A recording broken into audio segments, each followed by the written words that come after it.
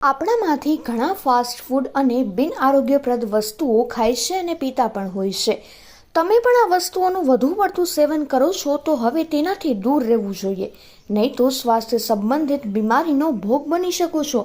તમે પણ fast food અને બિન આરોગ્યપ્રદ ખોરાક ખાતા અને પીતા હોય તો તમારા સ્વાસ્થ્યને હાનિકારક થઈ શકે છે.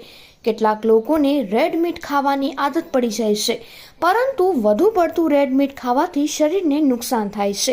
તો તળેલા ખોરાકમાં વધુ માત્રામાં કેલરી અને ચરબી હોય છે, જે વધુ પડતું ખાવાથી સ્વાસ્થ્યને અસર થાય છે અને મોટાપાની સમસ્યા પણ થઈ શકે છે.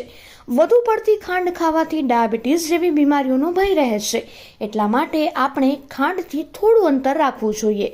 સાથે જો તમે વધુ પડતો આલ્કોહોલ પીતા હો તો તે તમારા સ્વાસ્થ્ય માટે હાનિકારક છે અને ઘણી ગંભીર બીમારીઓનું કારણ પણ બની શકે છે.